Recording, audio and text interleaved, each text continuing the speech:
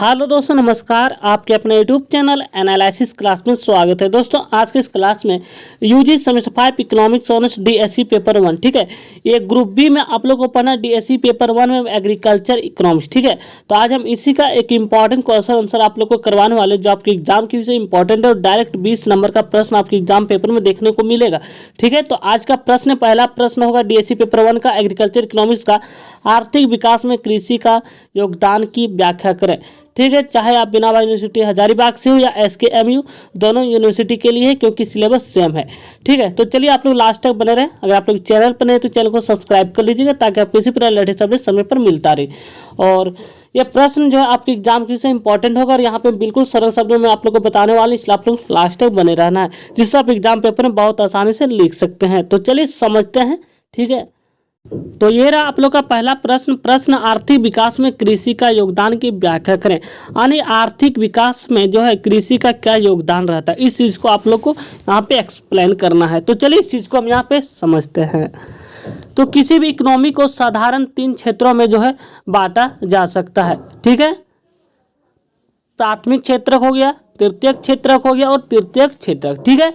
इनमें से अगर देखा जाए प्राथमिक क्षेत्रों में जो है मुख्यतः जो है कृषि, खनन तथा मछली पालन शामिल किए जाते हैं। ये सभी कृषि क्षेत्र के अंतर्गत आते हैं। द्वितीय क्षेत्र के अंतर्गत कौन कौन सा आता है? विनिर्माण, जैसे लकड़ी से फर्नीचर बनाना, ये हो गया आपका द्वितीय क्षेत्र। तो जैसा कि हम जानते हैं कि जैसे प्राय सभी देशों में जो है द्वितीय तथा तृतीय क्षेत्र का विकास होने से पूर्व जो है कृषि का ही विकास हो चुका था।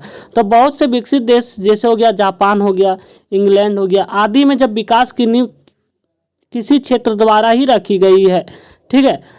तो प्रोफेसर आपका है क्रूजवेट्स के अनुसार जो है इकोनॉमी के डेवलपमेंट में यानी आर्थिक विकास में कृषि मुख्य रूप से तीन प्रकार से सहयोग करती है। यानी कि भारतीय जो यहाँ पे आर्थिक विकास में जो है कृषि का जो है इसका योगदान 3 प्रकार से सहयोग होता है। तो आज हम यहाँ पे पॉइंट वाइज पॉइंट देखने वाले ताकि आप एग्जाम पेपर में बहुत आसानी से लिख सकते हैं।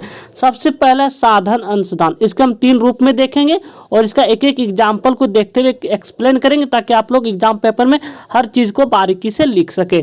तो पहला है आर्थिक विकास में कृषि का योगदान का साधन अंशदान के रूप में सहायक करती है। तो साधन अंशदान है क्या, इस चीज़ को समझते हैं।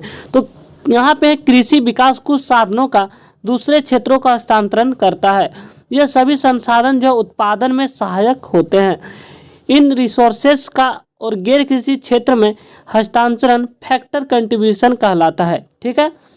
रिसोर्सेस मतलब हो गया स्रोत, ठीक है, का गैर कृषि क्षेत्र में हस्तांतरण फैक्टर कंट्रीब्यूशन कहलाता है। जैसे पूंजी का प्रावधान, ठीक है। अब ये क्या, इस चीज़ को भी समझ लेते हैं।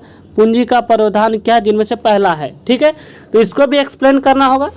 तो भौतिक पूंजी को प्राप्त करने के लिए गैर कृषि क्षेत्र की पूंजी की आवश्यकता होती है। किसी भी भौतिक पूंजी को प्राप्त करने के लिए जो है गैर कृषि क्षेत्र की पूंजी की आवश्यकता होती है। तो गैर कृषि क्षेत्र अपने विकास की जो है प्रारंभिक अवस्था में यह पूंजी जो है कृषि का हस्तांतरण ऐच्छिक तथा अनिवार्य हो सकता है।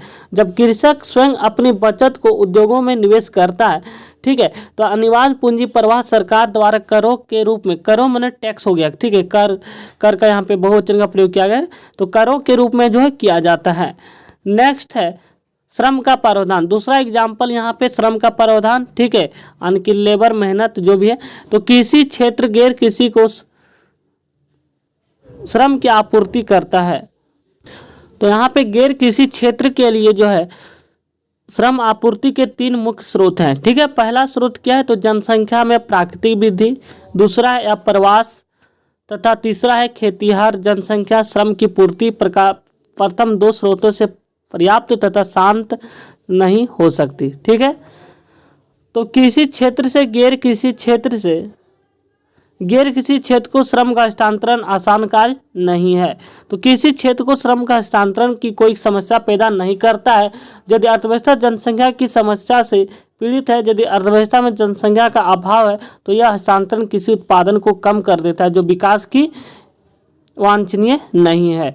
दूसरा यहाँ पे हमने पहला यहाँ पे देखें, पहला इसका जो सहयोग करती है साधन अंशदान के रूप में भारतीय यानी कि आर्थिक विकास में जो है कृषि 3 रूपों में सहायक करती है, जिनमें से हम जाने साधन अंशदान। ठीक है, अब दूसरा पॉइंट देखने वाले अगला पॉइंट होगा इसी का, उत्पादन अंशदान के रूप में सहायक करती है। अब ये क्या है, तो कृषि उत्पादन का अंशदान अर्थव्यवस्था के सर्वांगीण विकास में 2 प्रकार से सहायता करे। ठीक है, जिनमें से पहला वस्तु मजदूरी का प्रावधान।